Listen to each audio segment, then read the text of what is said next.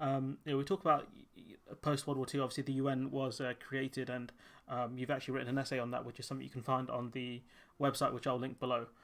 Sort of, how has the UN began to focus on humanitarian aid in war zones and natural disasters? So, we've seen the UN obviously intervening in multiple different countries, helping refugees. The UN has, a specific agency for that. And so the UN kind of doing a lot more than I think the League of Nations ever did when it came to humanitarian issues. The UN also intervening in the UK, giving children sort of more nutritious breakfast, which is crazy considering, how rich the UK is.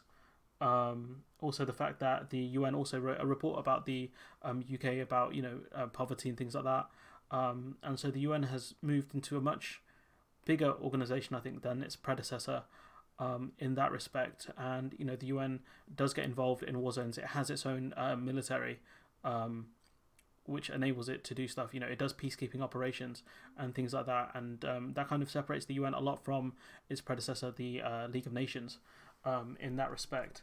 So yeah, Clara, if you're ready, do you want to jump in?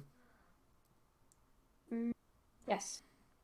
The United Nations was basically born out of the ashes of the Second World War.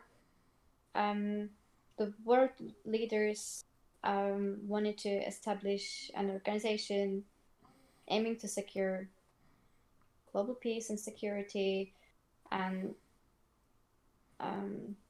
what they have witnessed throughout the World War II and afterwards especially, they wanted to avoid this. And because they have seen what kind of horrible deeds can be done, they wanted to make sure that humanitarian and relief efforts were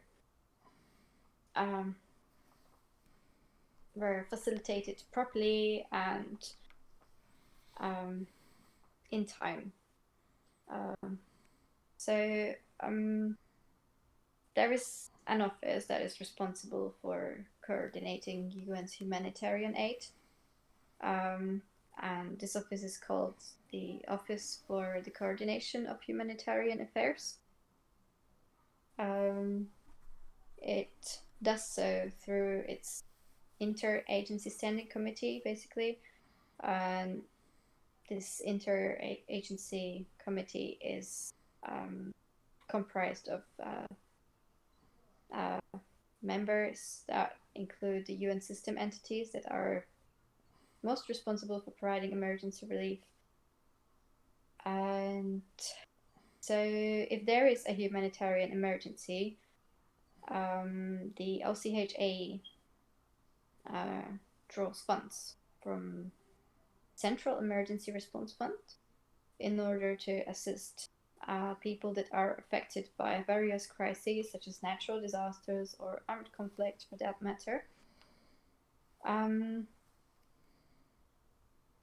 It also operates through, as I said, it operates through a standing committee, and this is comprised of particular UN agencies that deal with humanitarian aid. So, for example, the United Nations Development Programme, or the UN Refugee Agency, formerly International Refugee Organization, or Children's Fund, UNICEF.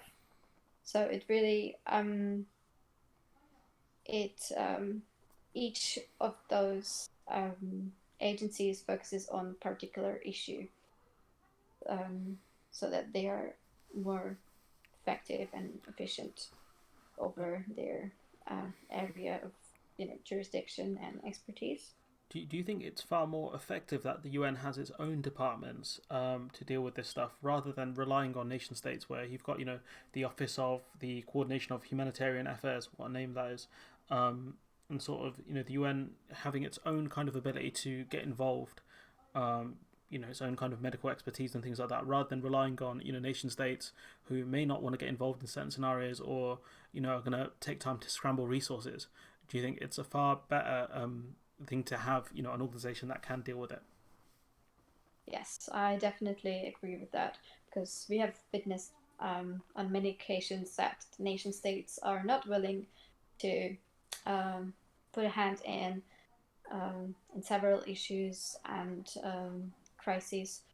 So this is, in my opinion, far more effective and efficient way of organization. Certain countries making cuts to the foreign aid, which is already very small. I wonder which country I'm talking about. So the UN helping refugees and children and the sick people and all the various things that the UN does.